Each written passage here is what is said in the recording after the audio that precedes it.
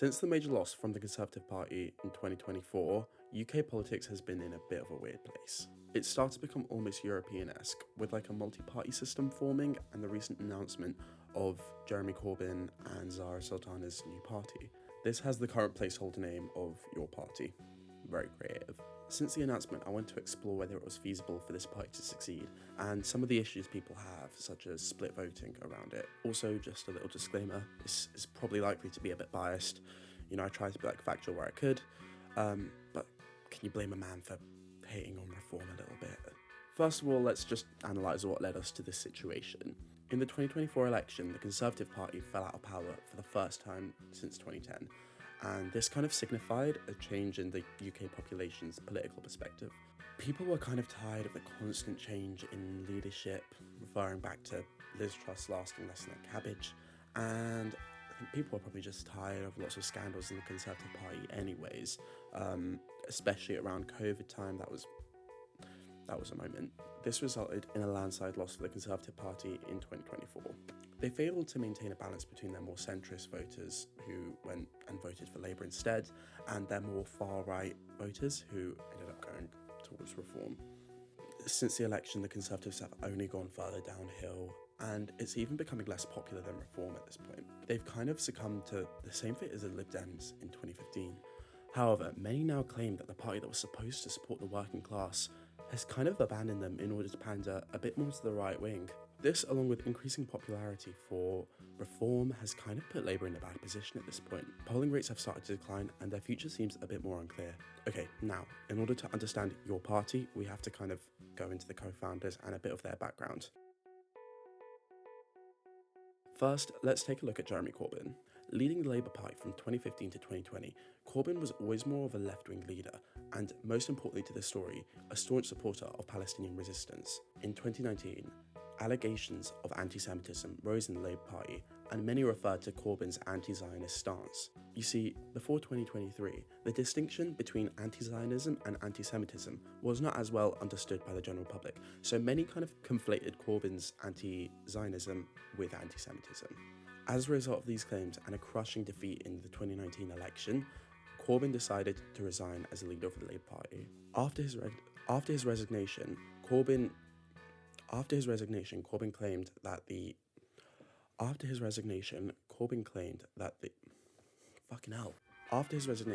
Corbyn stated that he believed the anti-Semitic claims against the Labour Party were overinflated. However, these comments ended up backfiring on him, resulting in his suspension from the Labour Party in 2020. In 2024, Corbyn became an independent MP and since then has continued his criticism of the UK in the Israel-Palestine conflict.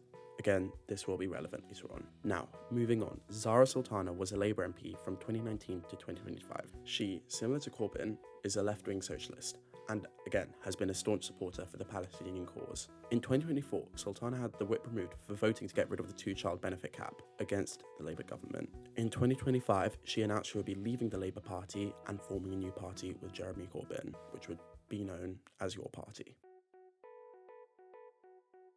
Now for the juicy part, the new party. As I mentioned, in July of 2025, both Zarah Sultana and Jeremy Corbyn announced that they would be forming a new party. I'll put their statements up here. Now, due to Sultana announcing this party a bit before Jeremy Corbyn, there was a little bit of confusion.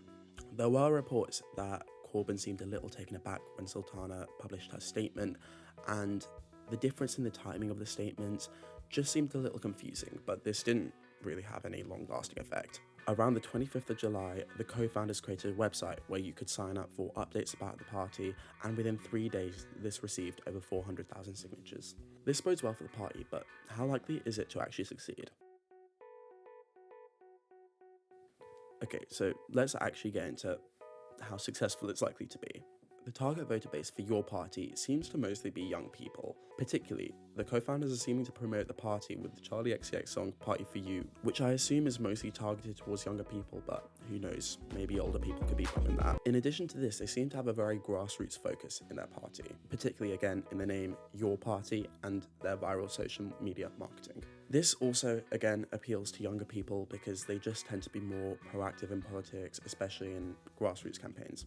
While this viral marketing tactic has seemed to have worked, it might be notable that it could lead to like a bit of an echo chamber. Yeah, the Instagram post announcing the party has over 100,000 likes, but is this likely to have an effect outside of social media? I'm asking questions. I don't have answers. In addition to this, many have concerns over this party splitting the vote. Like I previously mentioned, the Labour Party has tried to maintain a balance between the right and centre-left, which many claim has just kind of completely failed. This party could take some of the Labour votes that were crucial to their win in 2024, which could result in a Conservative Party rise or, even worse, reform. Ugh.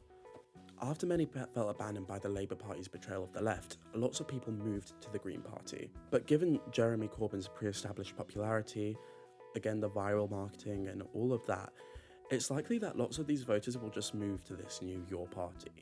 That being said, the Green Party does seem pretty excited about this new party being formed. While I'm not sure how likely it is for this party to win an election on its own, I do believe that they could gain some sort of power through a coalition, particularly with the Labour Party, and I can't imagine Your Party entering a coalition with the Labour government without forming some sort of deal to do with Palestine, most likely an end of arms to Israel.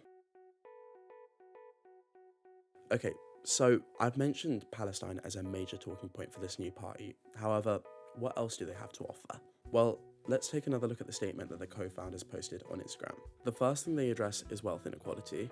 Both Corbyn and Sultana strongly support taxing the rich more. They also mention that they plan to address wealth inequality through nationalisation, the NHS, council housing, and use of fossil fuels. The second part of their statement mentions Palestine, which I've already gone over. And the final thing they discuss is the mistreatment of migrants. This is important in a time when Reform UK is rising in popularity and their main talking point is immigration.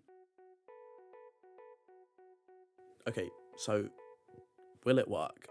I mean, I think there is a chance that it could, and maybe that's just naive hopefulness, but I don't know, I have some sort of faith in this. The last time we saw something like this happening before was the Independent Group for Change, and I mean, that probably doesn't ring any bells for anyone, but I do think the high sign-up rate bodes well for their popularity, and even if they did form a coalition, I imagine that they would still manage to maintain their original goals. I also think that the unapologetic appeal to socialists and the left wing really works in their favour. Trying to pander more to the centre would just be completely effective. I mean, that's what the Labour Party is, and that's kind of why we're in this situation where this new party needs to be formed. I guess now it's just time to see if it will actually work. Anyways, thank you for watching, and I'll see you next time.